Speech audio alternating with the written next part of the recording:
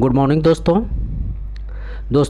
हम लोग जो है बीसीएसई सचिवालय सहायक के जो अभी आपको 26 नवंबर को एग्ज़ाम होने वाला है, तो आपके पास बिल्कुल ही समय नहीं है और आपका जो है पर्व त्यौहार भी बीत चुका है। तो आप बिल्कुल पढ़ाई में लग जाइए। अब आपके पास बिल्कुल ही समय नहीं है और आपको जो है मिक्स स्टडी पे मैथ, रीजनिंग और जीके जीएस जो है तीनों आपको कंटिन्यू जो है सॉल्व करते हुए आपको ये सेट आपको मिलेगा।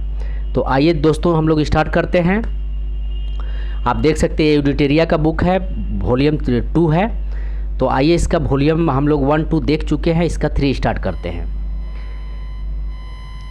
सेट नंबर 3 का पहला क्वेश्चन है आपको, निम्न में से किस नदी को तेल नदी के नाम से जाना जाता है। तो किस नदी को तेल नदी के नाम से जाना जाता है, तो ये नाइजर नदी को जो है तेल नदी के नाम से जाना जाता है। इस नदी को तेल नदी के नाम से जाना जाता है क्योंकि इसमें पाम तेल का परिचलन ज़्यादा होता है। ध्यान रखेंगे, इसमें पाम तेल का परिचलन ज़्यादा होता है। यह नदी गिनी की खाड़ी में गिरती है। यह नदी कहाँ गिरती है, तो गिनी की खाड़ी में गिरती है। ठीक है, यह नदी गिनी की खाड़ी में गिरती है। नाइजर अफ्रीका की तीसरी सबसे लंबी नदी है। यह अफ्रीका की तीसरी सबसे लंबी नदी है और पहली सबसे लंबी नदी है अफ्रीका की, तो वो है नील नदी है। ध्यान रखेंगे। उसके बाद जायरे नदी जो है, जायरे नदी विषुवत रेखा को 2 बार काटती है। जायरे नदी विषुवत रेखा को 2 बार काटती है और लिम्पोपो नदी जो है, लिम्पोपो नदी मकर रेखा को 2 बार काटती है। लिम्पोपो नदी मकर रेखा को 2 बार काटती है। आइए नेक्स्ट प्रश्न देखते हैं। निम्न में से कौन ब्लैक पर्वत नहीं है। निम्न में से कौन ब्लैक पर्वत नहीं है, तो इसका आंसर हो जाएगा एटलस। एटलस जो है ये ब्लैक पर्वत नहीं है, बाकी सभी ब्लैक पर्वत है। एटलस आपको अफ्रीका में पाया जाता है। अफ्रीका के पश्चिमी छोर पे एटलस पर्वत पाया जाता है और ये 2500 किलोमीटर लंबी है। ध्यान रखेंगे, ये 2500 किलोमीटर लंबी है और यह जो इसका जो विस्तार है मोरक्को, अल्जीरिया और ट्यूनीसिया में फैला हुआ। इसका विस्तार मोरक्को, अल्जीरिया और ट्यूनीसिया में फैला हुआ है। बाकी सियरा नवादा जो है, सियरा नवादा कैलिफोर्निया में है, जबकि ब्लैक फॉरेस्ट जो है, ब्लैक फॉरेस्ट जो है यूरोप में स्थित है और साल्ट रेंज जो है पाकिस्तान में स्थित है। आइए नेक्स्ट क्वेश्चन देखते हैं।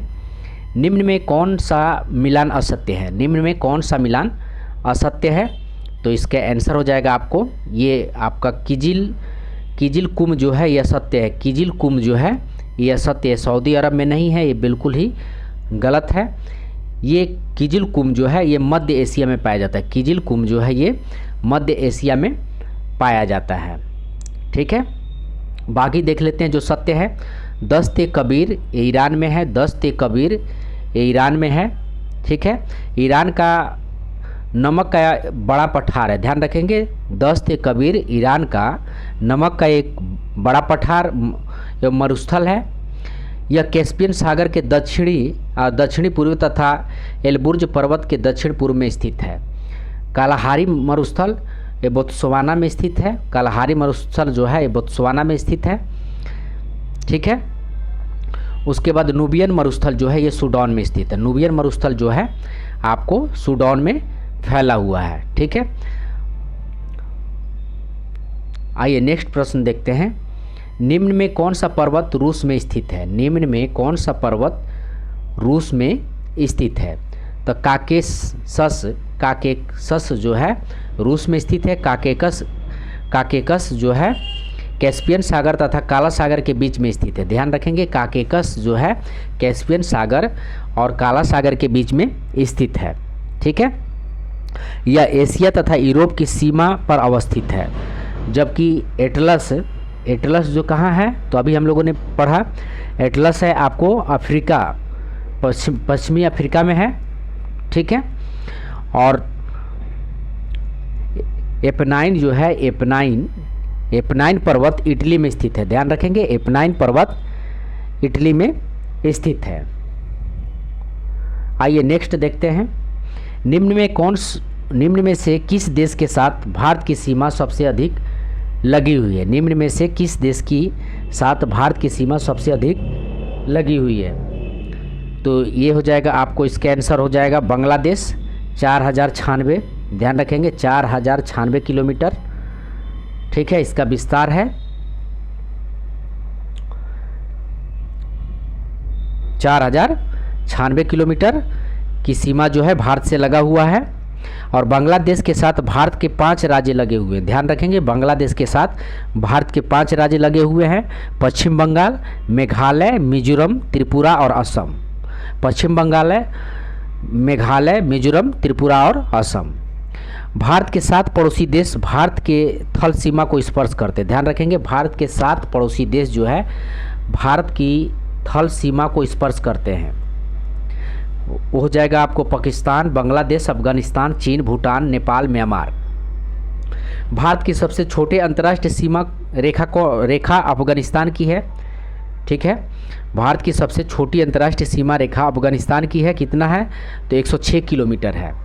भारत के 2 पड़ोसी देश जो भारत के तटीय सीमा के साथ जुड़े हुए हैं वो हैं आपको श्रीलंका और मालदीव। श्रीलंका और मालदीव। भारत के 3 पड़ोसी देश जो हैं थल एवं जल दोनों सीमा बनाते हैं, ध्यान रखेंगे भारत के 3 पड़ोसी देश जो थल एवं जल दोनों से सीमा बनाते हैं, पाकिस्तान, बांग्लादेश और म्यांमार। पाकिस्तान, बांग्लादेश और म्यांमार जो है ये जल और थल दोनों से सीमा बनाते हैं, पाकिस्तान, बांग्लादेश और म्यांमार। आइए नेक्स्ट प्रश्न देखते हैं, क्वेश्चन नंबर 6। भारत का सबसे बड़ा टाइगर रिजर्व कौन सा है? भारत का सबसे बड़ा टाइगर रिजर्व कौन सा है? तो ये हो जाएगा इसका आंसर नागार्जुन सागर श्रीशैलम। नागार्जुन सागर श्रीशैलम जो है भारत का सबसे बड़ा टाइगर रिजर्व नागार्जुन सागर श्रीशैलम है। ठीक है, यह आंध्र प्रदेश राज्य में स्थित है। ये कहाँ स्थित है? तो ये आंध्र प्रदेश राज्य में स्थित है। वर्ष 1983 में इसे प्रोजेक्ट टाइगर के संरक्षण के तहत शामिल किया गया था। वर्ष 1983 में इसे प्रोजेक्ट टाइगर के संरक्षण के तहत शामिल किया गया था। नामदफा, ये नामदफा जो है अरुणाचल प्रदेश में स्थित है। और जिम कार्बेट जो है उत्तराखंड में स्थित है। जिम कार्बेट जो उत्तराखंड में स्थित है इसका नाम चेंज हो चुका है, ध्यान रखेंगे। और काजीरंगा राष्ट्रीय उद्यान जो है ये असम राज्य में स्थित है। नेक्स्ट प्रश्न देखते हैं, निम्न में कौन द्रविड़ियन महाकल्प की चट्टानें नहीं हैं? ध्यान रखेंगे निम्न में कौन द्रविड़ियन महाकल्प की चट्टानें नहीं हैं? 7 नंबर क्वेश्चन। तो इसका आंसर हो जाएगा आपको धारवाड़। धारवाड़ जो है द्रविड़ियन महाकल्प की चट्टानें नहीं है। यह एक अकरणीय क्रम की चट्टानें है। यह एक अकरीयन क्रम की चट्टानें हैं। ठीक है, धारवाड़ शैली समूह की चट्टानें सबसे पहले बनी अवसादी शैलें हैं। ठीक है, आज ये केंद्रित रूप से मिलती है, इनमें भी जीवाश्म नहीं मिलते। ये चट्टानें कर्नाटक, मध्य प्रदेश, झारखंड, मेघालय और राजस्थान में फैला हुआ है। कैम्ब्रियन, ओर्डोविशियन, सिल्वेरियन, डेविनियन, कार्बोनिफेरस और द्रविडियन क्रम की चट्टानें हैं। ठीक है, आइए नेक्स्ट प्रश्न देखते हैं, प्रश्न संख्या 8। भारत में जिन क्षेत्रों में शुष्क भूमि कृषि की जाती है उनमें वार्षिक वर्षा से कम होता है। भारत में जिन क्षेत्रों में शुष्क भूमि कृषि की जाती है उनमें वार्षिक वर्षा डैश से कम होती है। तो ये 75 सेंटीमीटर से कम होती है। ठीक है, 75 सेंटीमीटर से कम होती है। नेक्स्ट प्रश्न देखते हैं, जनगणना 2011 के अनुसार बिहार के किस जिले में सर्वाधिक ग्रामीण जनसंख्या है? तो ये है आपको पूर्वी चंपारण। पूर्वी चंपारण में जनगणना 2011 के अनुसार सर्वाधिक ग्रामीण जनसंख्या है। पूर्वी चंपारण में जनगणना 2011 के अनुसार बिहार में सर्वाधिक ग्रामीण जनसंख्या है पूर्वी चंपारण में। ठीक है, आइए नेक्स्ट देखते हैं, जनगणना 2011 के अनुसार किस राज्य में सर्वाधिक अनुसूचित जाति प्रतिशत है? Question number 10। तो इसका आंसर हो जाएगा आपको पंजाब। भारत के राज्यों में सर्वाधिक अनुसूचित जाति जनसंख्या प्रतिशत वाला राज्य पंजाब है, यानी 31.9% जो है 31.9% पाया जाता है।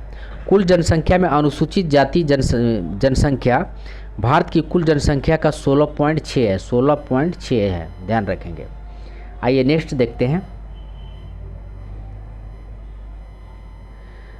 बिहार को कितने कृषि जलवायु क्षेत्र में बांटा गया है? बिहार को कितने कृषि जलवायु क्षेत्र में बांटा गया है? 11 नंबर क्वेश्चन। तो ये 3, बिहार को जो है 3 कृषि जलवायु क्षेत्रों में बांटा गया है।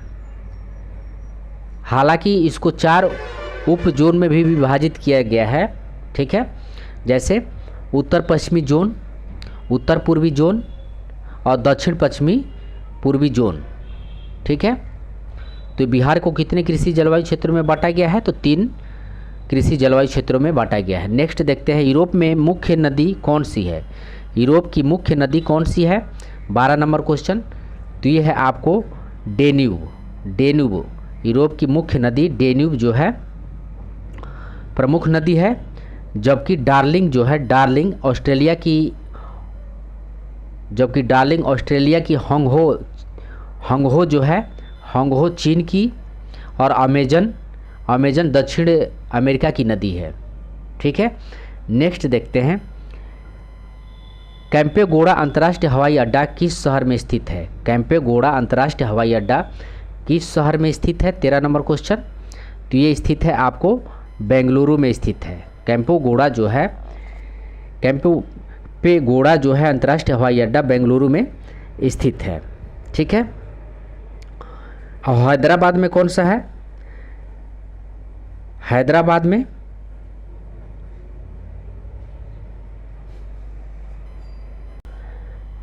आप इसको कमेंट करिए, हैदराबाद में कौन सा है। आइए नेक्स्ट देखते हैं, अंतर्राष्ट्रीय जूट संगठन की स्थापना कब हुई थी? अंतर्राष्ट्रीय जूट संगठन की स्थापना कब हुई थी? 14 नंबर क्वेश्चन।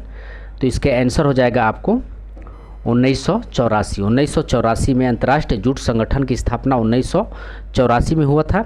इसका मुख्यालय ढाका में है। भारत में पहले जूट मिल की स्थापना हुआ था 1855 में, ध्यान रखेंगे। भारत में पहले जूट मिल की स्थापना 1855 में हुआ था, ठीक है। और अंतर्राष्ट्रीय जूट संगठन की स्थापना 1984 में हुआ था। और भारत में पहले जूट मिल की स्थापना 1855 कलकत्ता के पास हुगली नदी पर रिसर में की गई थी। भारत कच्चे जूट और जूट के सामानों का सबसे बड़ा उत्पादक है और बांग्लादेश के बाद निर्यातक के रूप में दूसरे स्थान पर है। आइए नेक्स्ट देखते हैं, प्राचीनतम चावल के साक्ष्य कहाँ से मिले हैं? प्राचीनतम चावल के साक्ष्य कहाँ से मिले हैं? 15 नंबर क्वेश्चन। तो ये मिला है आपको कोल्डिहवा से जो है प्राचीनतम चावल का साक्ष्य मिला है, कोल्डिहवा से मिला है। कोल्डिहवा इलाहाबाद के दक्षिण के बेलन नदी के तट पर स्थित है। कोल्डिहवा जो है इलाहाबाद के दक्षिण के बेलन नदी के तट पर स्थित है। यहाँ से क्रमशः नवपाषाणिक, ताम्रपाषाणिक एवं लौह युगीन संस्कृति के अवशेष मिले हैं।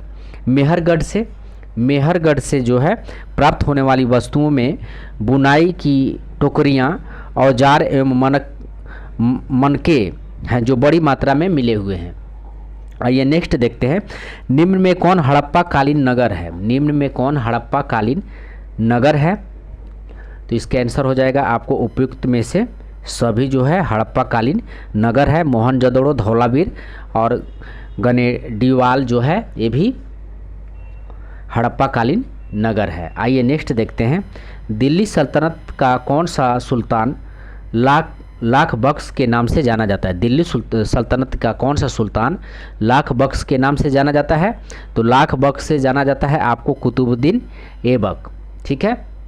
कुतुबुद्दीन ऐबक को एक वीर एवं उदार हृदय सुल्तान बताया जाता है। यह लाखों में दान किया करता था। अपनी असीम उदारता के लिए उसे लाख बख्श कहा गया। ऐबक ने दिल्ली में कुबत उल इस्लाम और अजमेर में 2.5 दिन का झोपड़ा नामक मस्जिद का निर्माण करवाया था। उसने दिल्ली में स्थित कुतुब मीनार का भी निर्माण कार्य प्रारंभ किया था, जिसे इल्तुतमिश ने पूरा करवाया था, ध्यान रखेंगे। नेक्स्ट है, कांग्रेस के दूसरे अधिवेशन में कितने सदस्यों ने भाग लिया था? कांग्रेस के दूसरे अधिवेशन में कितने सदस्यों ने भाग लिया था? तो 434 जो है सदस्य जो है कांग्रेस के दूसरे अधिवेशन में 434 सदस्य ने भाग लिया था और इसकी अध्यक्षता दादा भाई नौरोजी ने किया था। ठीक है। अब भारतीय राष्ट्रीय कांग्रेस की स्थापना जब हुआ था 1885 में, तो 72 प्रतिनिधियों की उपस्थिति के साथ 28 दिसंबर 1885 को मुंबई के गोकुल दास तेजपाल संस्कृत महाविद्यालय में हुई थी। ध्यान रखेंगे। नेक्स्ट देखते हैं, चटगांव शस्त्रागार या छापामारी का योजना निम्नलिखित में से किसके द्वारा की गई थी? 19 नंबर क्वेश्चन। तो ये सूर्यसेन के द्वारा की गई थी। चटगांव शस्त्रागार छापामारी का योजना निम्नलिखित में से किसके द्वारा बनाई गई थी? तो ये सूर्यसेन के द्वारा बनाई गई थी। ठीक है। सूर्यसेन ने बंगाल में इंडियन रिपब्लिक आर्मी की स्थापना किया था। सूर्यसेन जो है बंगाल में इंडियन रिपब्लिक आर्मी की स्थापना किया था और 18 अप्रैल 1930 को सूर्यसेन ने अंग्रेजों के विरुद्ध युद्ध की घोषणा की थी। सूर्यसेन के नेतृत्व में IRA के सदस्यों ने चटगांव शस्त्रागार पर आक्रमण कर हथियारों पर कब्जा कर लिया था। नेक्स्ट है, लंदन में इंडियन होम रूल सोसाइटी की स्थापना किसने की थी? तो होम रूल सोसाइटी की स्थापना किसने की थी?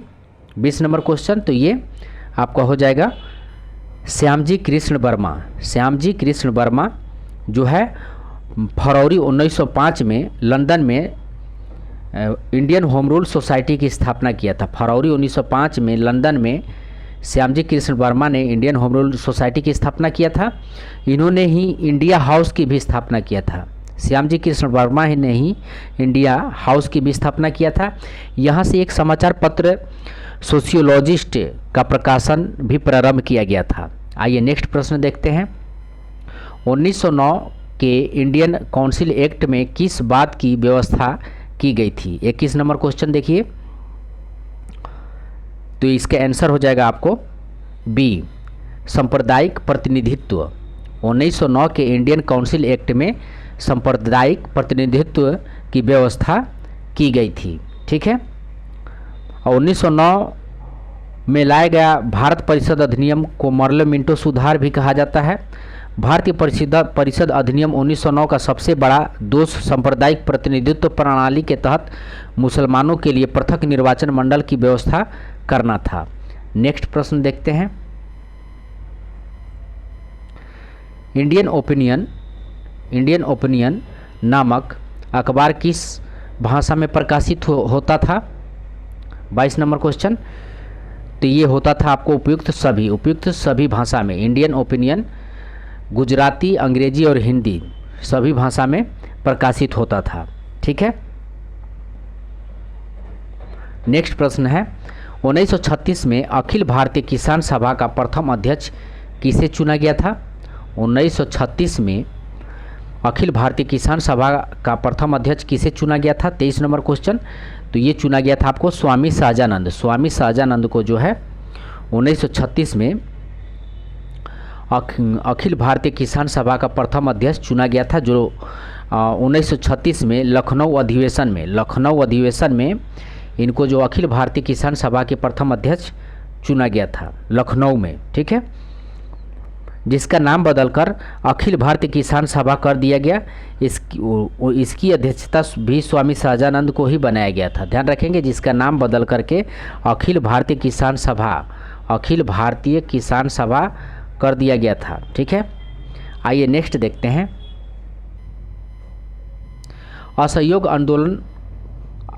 आंदोलन कब प्रारंभ हुआ था? असहयोग आंदोलन कब प्रारंभ हुआ था? तो ये प्रारंभ हुआ था आपको 1 अगस्त 1920। 1 अगस्त 1920 को जो है असहयोग आंदोलन प्रारंभ हुआ था, लेकिन 5 फरवरी 1922 को गोरखपुर के निकट चौरी चौरा की घटना हुई थी और गांधी जी ने 12 फरवरी 1922 को कांग्रेस वर्किंग कमेटी की बैठक में असहयोग आंदोलन को स्थगित करने की घोषणा की थी। ठीक है। गांधी जी ने 12 फरवरी 1922 को कांग्रेस वर्किंग कमेटी की बैठक में असहयोग आंदोलन को स्थगित करने की घोषणा की थी। तो 12 फरवरी 1922 में जो है ये स्थगित हो गया था और स्टार्ट कब हुआ था? तो 1 अगस्त 1920 को स्टार्ट हुआ था। ध्यान रखेंगे। नेक्स्ट है, समावेशी संवृद्धि के लिए आवश्यक है? समावेशी संवृद्धि के लिए आवश्यक है। 25 नंबर क्वेश्चन, तो इसका आंसर हो जाएगा आपको उपयुक्त सभी। समावेशी समृद्धि के लिए आवश्यक है अधोसंरचनात्मक सुविधाओं का विकास, कृषि का पुनरुद्धार, शिक्षा एवं स्वास्थ्य जैसी सामाजिक सेवाओं का अधिकाधिक उपलब्धता। नेक्स्ट प्रश्न देखते हैं, निम्नलिखित में कौन सा राजकोषीय संकेतिक नहीं है? निम्नलिखित में कौन सा राजकोषीय संकेतिक नहीं है? 26 नंबर क्वेश्चन, तो ये आपका हो जाएगा चालू खाते का घाटा। चालू खाते का घाटा जो है राजकोषीय संकेतिक नहीं है। चालू खाते का घाटा जो है राजकोषीय संकेतिक का अंश नहीं है, जबकि राजकोषीय घाटा, प्राथमिक घाटा, राजकोषीय घाटा, प्राथमिक घाटा और राजकोषीय घाटा आदि राजकोषीय संकेतक है। ध्यान रखेंगे, राजस्व घाटा, प्राथमिक घाटा और राजकोषीय घाटा ये प्राथमिक संकेत का जो है संकेतक हैं। बाकी चालू खाते का घाटा जो है राजकोषीय संकेत के नहीं है। नेक्स्ट है, भारत में गरीबी रेखा का मापन किस आधार पर किया जाता है? भारत में गरीबी रेखा का मापन किस आधार पर किया जाता है? 27 नंबर क्वेश्चन, तो घरेलू उपभोग के द्वारा जो है गरीबी रेखा का मापन घरेलू उपभोग के द्वारा किया जाता है। नेक्स्ट है, निम्न में से किस अनुच्छेद के अंतर्गत वित्त आयोग के गठन का प्रावधान किया गया है? 28 नंबर क्वेश्चन, तो अनुच्छेद 280 के तहत वित्त आयोग का गठन किया गया है। ठीक है।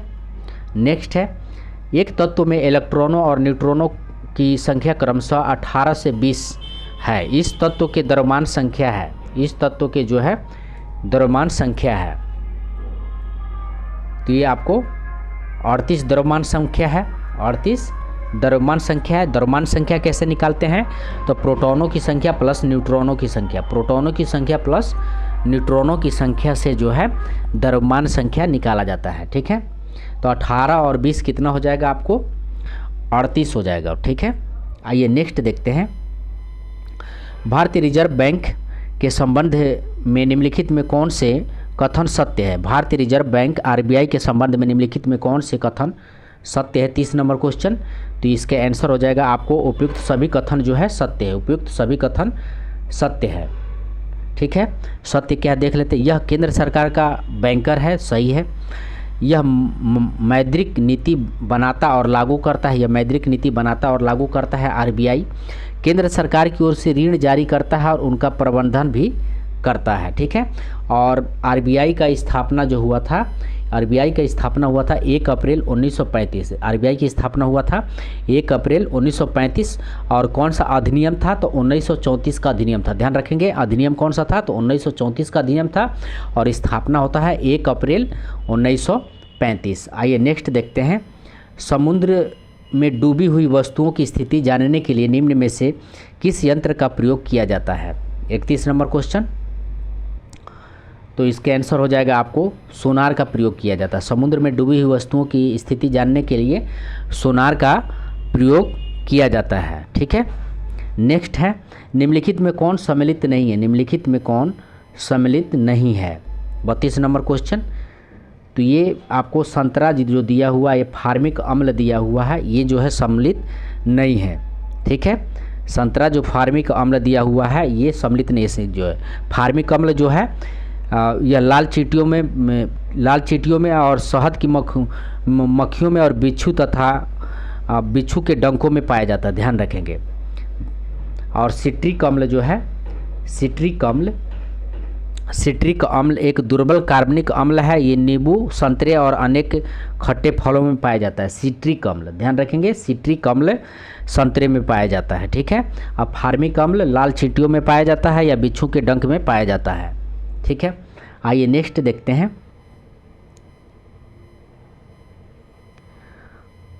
33 नंबर क्वेश्चन है, मृग मरीचिका का कारण है। मृग मरीचिका का कारण है, तो ये पूर्ण आंतरिक परिवर्तन जो है मृग मरीचिका का कारण है और अक्सर जो है रेगिस्तान में दिखाई देता है। रेगिस्तान में दिन के समय जब भूमि के निकट की वायु के परतें गर्म हो जाती है तब वह विरल हो जाती है। ऊपर की ठंडी परतों की अपेक्षा कम अपवर्तनांक होता है, अतः किसी सुदूर वस्तुओं से यानी दूर वस्तुओं से आने वाली प्रकाश ज्यों ज्यों हवा की परतों से अपवर्तित होती है त्यों तो यह अभिलंब से अधिकाधिक विचलित हो जाती है और अंत में पूर्णतः आंतरिक रूप से परिवर्तित हो जाती है। आइए नेक्स्ट देखते हैं, निम्नलिखित में कौन सी घटना प्रकाश संश्लेषण में नहीं होता है।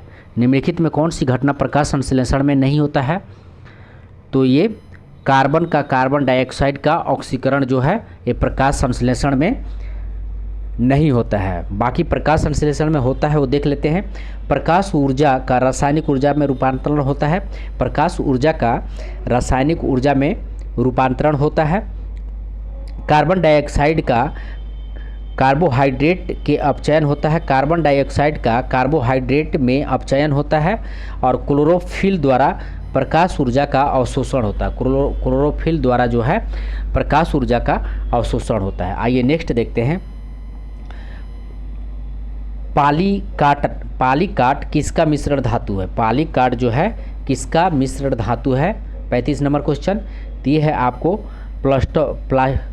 पॉलिस्टर और कपास का, पॉलिस्टर और कपास का पॉलीकाट मिश्रण है।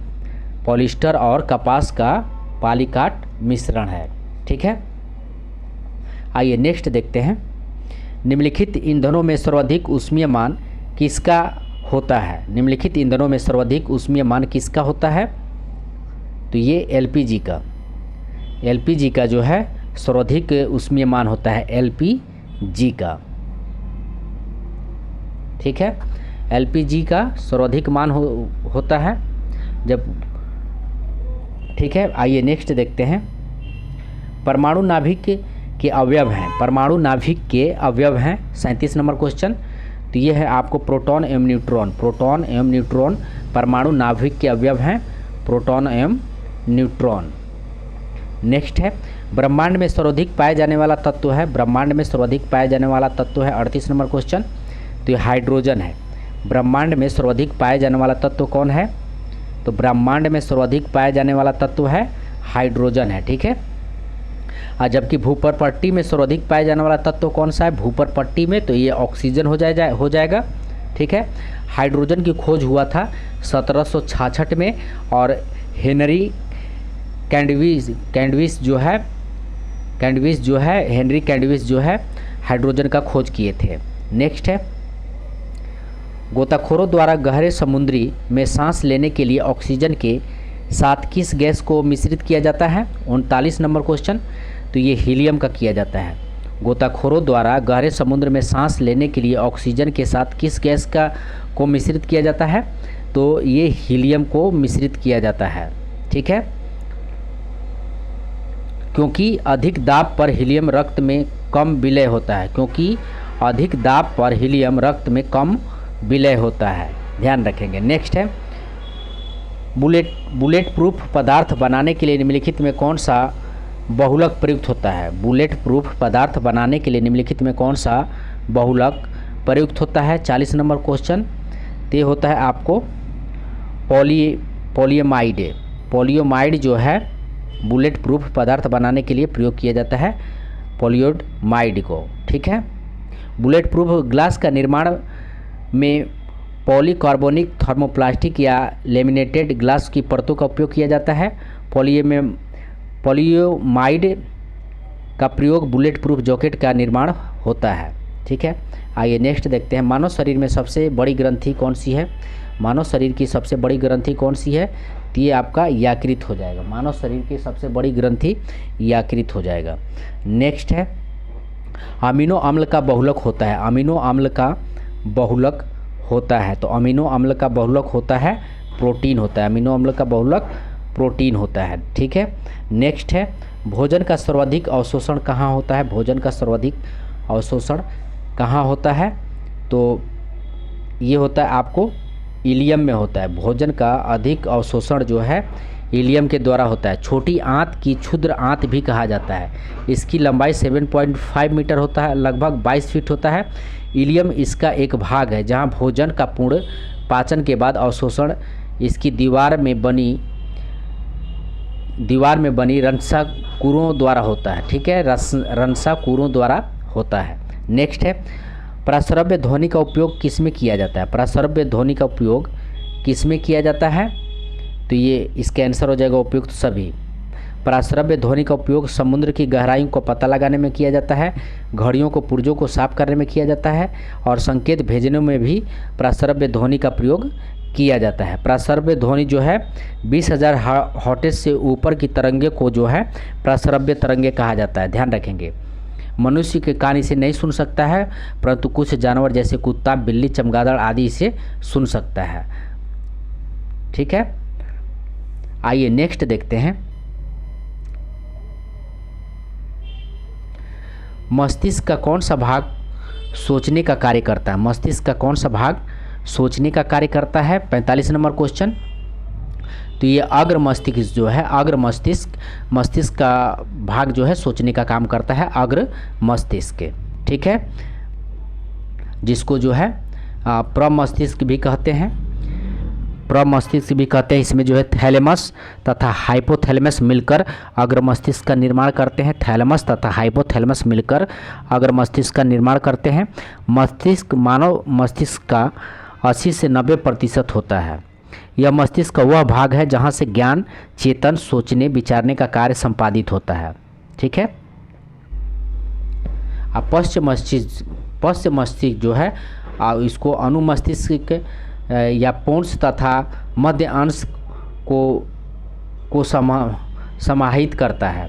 अनुमस्तिष्क मस्तिष्क का सबसे बड़ा भाग है। अनुमस्तिष्क जो है मस्तिष्क का दूसरा सबसे बड़ा भाग है। अनुमस्तिष्क मस्तिष्क का दूसरा सबसे बड़ा भाग है। ठीक है, आइए नेक्स्ट देखते हैं। लार किसके पाचन में मदद करता है? लार जो है किसके पाचन में मदद करता है? 46 नंबर क्वेश्चन। तो ये स्टार्च के पाचन में मदद करता है। लार जो है स्टार्च के पाचन में मदद करता है। नेक्स्ट है 47 नंबर क्वेश्चन। इंसुलिन में निम्नलिखित में कौन सा धातु मौजूद होता है? इंसुलिन में निम्नलिखित में कौन सा धातु मौजूद होता है? तो इंसुलिन में जो है जस्ता मौजूद होता है। ध्यान रखेंगे, इंसुलिन में जो है जस्ता मौजूद होता है।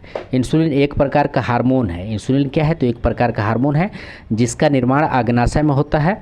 हमारा आमाशय कार्बोहाइड्रेट को रक्त शर्करा में परिवर्तित करती है। इंसुलिन के माध्यम से यह रक्त शर्करा ऊर्जा में परिवर्तित हो जाता है।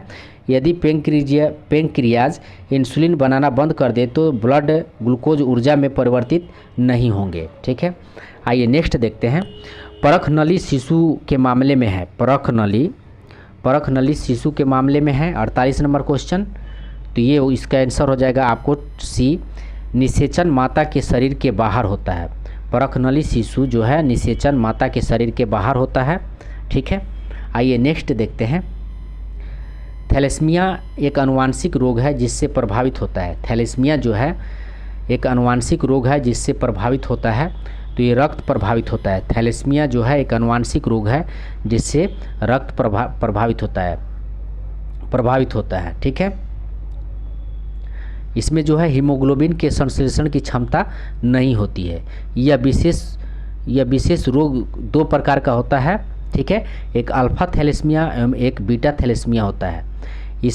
इसमें रोगों के शरीर में लाल रक्त कोशिकाओं का अत्यधिक मात्रा में क्षय होने लगता है जिससे अरक्तता उत्पन्न हो जाती है। आइए नेक्स्ट देखते हैं। वन्यजीव संरक्षण अधिनियम कब लागू हुआ था? वन्यजीव संरक्षण अधिनियम कब लागू हुआ था? तो ये लागू हुआ था आपको 9 सितंबर 1972 में वन्यजीव संरक्षण लागू हुआ था। 9 सितंबर 1972 में वन्यजीव संरक्षण अधिनियम लागू हुआ था। नेक्स्ट देखते हैं। निम्नलिखित में कौन नवीकरणीय ऊर्जा संसाधन नहीं है? निम्नलिखित में कौन नवीकरणीय ऊर्जा संसाधन नहीं है? तो इसका आंसर हो जाएगा आपको तापीय ऊर्जा। तापीय ऊर्जा जो है ये नवीकरणीय ऊर्जा संसाधन नहीं है। बाकी सौर ऊर्जा, पवन ऊर्जा, लघु जल विद्युत ऊर्जा, बायोगैस, भूतापीय कचरे से उत्पादित ऊर्जा एवं जलीय ऊर्जा नवीकरणीय ऊर्जा संसाधन है। नेक्स्ट क्वेश्चन है। निम्नलिखित में कौन सा कथन असत्य है? निम्नलिखित में कौन सा कथन असत्य है? 52 नंबर क्वेश्चन। तो इसका आंसर हो जाएगा आपको सी। ये जो है कथन असत्य है। सत्य कथन देख लेते हैं। महाधिवक्ता का पद राज्यपाल के प्रसाद प्राप्त होता है, सही है। राज्यपाल राज्य निर्वाचन आयोग की नियुक्त करता है, ये भी सही है, दोनों सही है। राज्यपाल राज्य सरकार के मंत्रियों के कार्य का आवंटन हेतु नियम बना सकता है, ये भी सही है। नेक्स्ट प्रश्न देखते हैं। राष्ट्रीय न्यायिक नियुक्ति आयोग अधिनियम, जिसे सर्वोच्च न्यायालय द्वारा निरस्त कर दिया गया, निम्नलिखित में से किस संविधान संशोधन अधिनियम द्वारा लाया गया था? 53 नंबर क्वेश्चन। तो ये लाया गया था आपको 99वां संविधान संशोधन अधिनियम द्वारा जो है राष्ट्रीय न्यायिक नियुक्ति आयोग अधिनियम लाया गया था। राष्ट्रीय न्यायिक नियुक्ति आयोग अधिनियम 99वां संविधान संशोधन अधिनियम द्वारा लाया गया था। ठीक है, आइए नेक्स्ट देखते हैं। भारत के राष्ट्रपति को उसके पद से हटाया जा सकता है। भारत के राष्ट्रपति को उसके पद से हटाया जा सकता है। 54 नंबर क्वेश्चन है। तो ये संसद द्वारा जो है भारत के राष्ट्रपति को उसके पद से हटाया जा सकता है संसद द्वारा। ठीक है, और अनुच्छेद 61 में उपबंधित रीति से संसद द्वारा चलाया गया महाभियोग के माध्यम से पद द्वारा हटाया जा सकता है। ध्यान रखेंगे, अनुच्छेद 61 के द्वारा महाभियोग ला करके राष्ट्रपति को हटाया जा सकता है। नेक्स्ट है, निम्नलिखित में से किस अनुच्छेद के अंतर्गत नागालैंड राज्य का विशेष प्रावधान किया गया? तो ये किया गया आपको 371 ए के तहत नागालैंड के विशेष प्रावधान किया गया। ठीक है, 371 बी में असम राज्य के लिए, और 371 सी में मणिपुर, और 371 डी में आंध्र प्रदेश के लिए विशेष प्रावधान किया गया। ध्यान रखेंगे, अनुच्छेद 371 ए में नागालैंड के लिए विशेष प्रावधान किया गया, और 371 बी में असम राज्य के लिए, ठीक है, 371 बी में असम के लिए, और 371 सी में मणिपुर के लिए, और 371 डी में आंध्र प्रदेश के लिए विशेष प्रावधान किया गया। तो ये भी साथ साथ याद रखेंगे। आइए नेक्स्ट प्रश्न देखते हैं।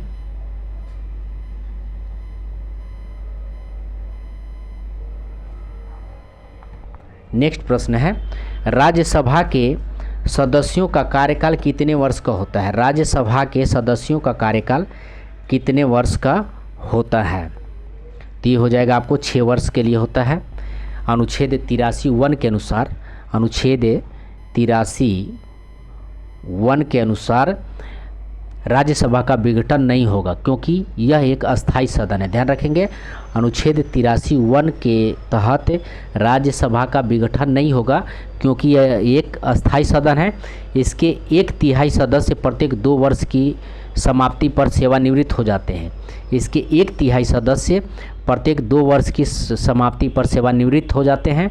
इस प्रकार राज्यसभा के सदस्यों का कार्यकाल 6 वर्ष का होता है। नेक्स्ट प्रश्न है, सूचना अधिकार अधिनियम कब लागू हुआ था? सूचना अधिकार अधिनियम कब लागू हुआ था? 57 नंबर क्वेश्चन।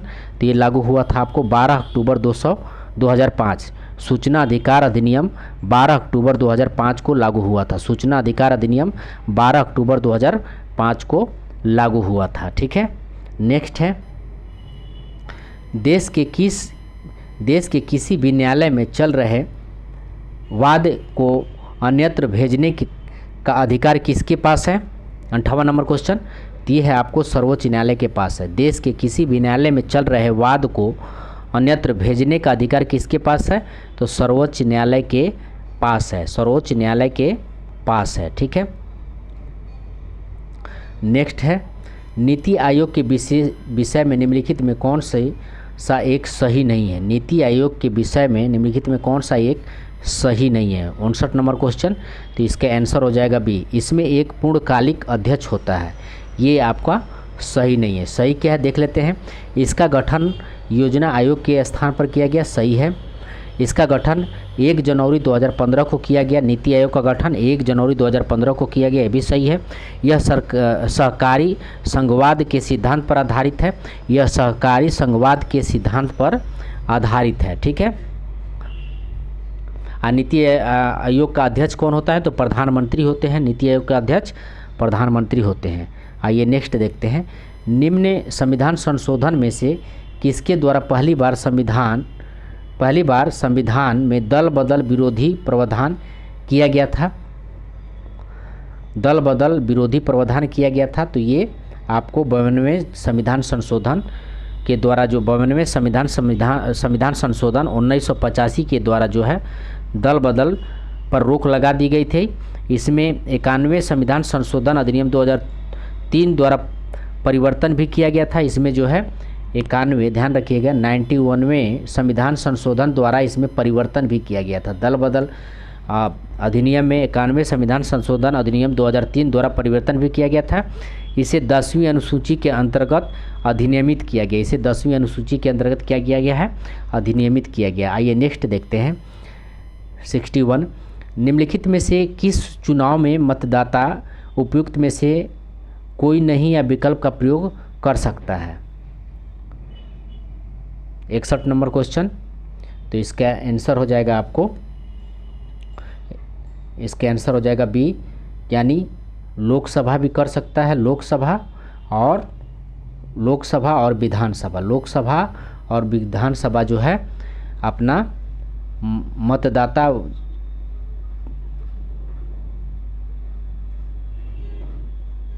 लोकसभा और विधानसभा, ठीक है, नाटो का विकल्प का चयन करता है। लोकसभा और विधानसभा में नाटो का विकल्प का चयन करता है।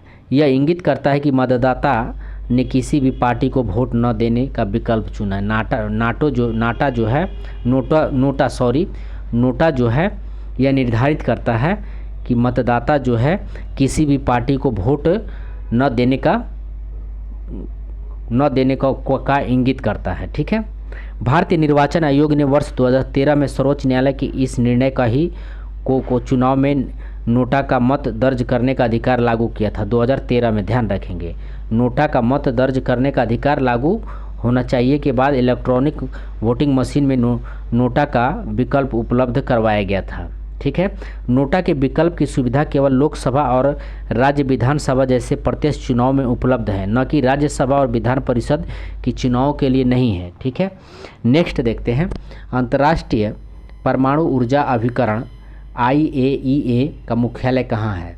अंतर्राष्ट्रीय परमाणु ऊर्जा अभिकरण IAEA का मुख्यालय कहाँ है? तो ये है आपको वियना में है। अंतर्राष्ट्रीय परमाणु ऊर्जा अभिकरण का मुख्यालय वियना में है, ठीक है। आइए नेक्स्ट है, निम्नलिखित में किस वर्ष को अंतर्राष्ट्रीय बाजरा वर्ष घोषित किया गया? निम्नलिखित में से किस वर्ष को अंतर्राष्ट्रीय बाजरा वर्ष घोषित किया गया है? तो ये 2023 को जो है बाजरा वर्ष घोषित किया गया। नेक्स्ट है, राष्ट्रीय खेल दिवस कब मनाया जाता है? राष्ट्रीय खेल दिवस कब मनाया जाता है? 64 नंबर क्वेश्चन। तो ये 29 अगस्त को जो है राष्ट्रीय खेल दिवस मनाया जाता है, 29 अगस्त को। नेक्स्ट है, हाल ही में नाटो साइबर रक्षा समूह में शामिल होने वाला पहला एशियाई देश कौन बना है? हाल ही में नाटो साइबर रक्षा समूह में शामिल होने वाला पहला एशियाई देश कौन बना है? तो ये दक्षिण कोरिया बन गया है। नाटो में शामिल होने वाला पहला एशियाई देश कौन बना है? तो पहला एशियाई देश दक्षिण कोरिया बन गया, ठीक है। नाटो की स्थापना कब हुआ था? तो 1949 में जो है नाटो की स्थापना हुआ था, 1949 में। आइए नेक्स्ट देखते हैं, विश्व स्वास्थ्य संगठन द्वारा किस राज्य को तंबाकू की खपत को नियंत्रित करने के प्रयासों को देखते हुए विश्व तंबाकू निषेध दिवस पुरस्कार 2022 प्रदान किया गया? 66 नंबर क्वेश्चन। तो ये झारखंड को प्रदान किया गया था, ध्यान रखेंगे, झारखंड को प्रदान किया गया था। नेक्स्ट है, देश बंधु नाम से किसे जाना जाता है? तो देश बंधु नाम से चित्तरंजन दास को जाना जाता है। देश बंधु नाम से किसे जाना जाता है? तो चित्तरंजन दास को जाना जाता है। इन्होंने स्वराज पार्टी का गठन किया था। स्वराज पार्टी का गठन कौन किया था? तो चित्तरंजन दास और मोतीलाल नेहरू के साथ मिलकर स्वराज पार्टी का गठन किया था, ठीक है। नेक्स्ट देखते हैं, BC राय पुरस्कार किस क्षेत्र में दिया जाता है? BC राय पुरस्कार किस क्षेत्र में दिया जाता है? 68 नंबर क्वेश्चन। तो BC राय पुरस्कार जो है एक चिकित्सा क्षेत्र में दिया जाता है। BC राय पुरस्कार जो है चिकित्सा क्षेत्र में दिया जाता है। कब शुरू हुआ था? तो 1962 में शुरू हुआ था। BC राय चिकित्सा क्षेत्र में दिया जाता है और 1962 में शुरू हुआ था। आइए नेक्स्ट देखते हैं, the God of small things the God of small things किसने लिखी है? तो the God of small things लिखा है आपको अरुंधति राय ने लिखी है। विक्रम सेठ ने suitable boy and Golden Gate, ठीक है, विक्रम सेठ ने suitable boy and Golden Gate नामक पुस्तक लिखा है, ठीक है। A rediscovery of India Meghnad Desai द्वारा रीडिस्कवरी ऑफ इंडिया लिखी गई है। और अनीता देसाई का पहला उपन्यास क्राई द पीकॉक 1963 में प्रकाशित हुई थी। अनीता देसाई का पहला उपन्यास क्राई द पीकॉक 1963 में प्रकाशित हुआ था। नेक्स्ट है, किस लेखिका को अनुवादित हिंदी उपन्यास रेत समाधि के लिए अंतर्राष्ट्रीय बुकर पुरस्कार प्रदान किया गया है? तो 70 नंबर क्वेश्चन ये हो जाएगा आपको गीतांजलि श्री को जो है रेत समाधि के लिए अंतर्राष्ट्रीय बुकर पुरस्कार प्रदान किया गया है, ठीक है, ये 2022 में। नेक्स्ट है, तो यहाँ से आपका मैथ स्टार्ट हो जाता है। तो मैथ के लिए हम लोग अगले वीडियो में मिलते हैं दोस्तों, धन्यवाद।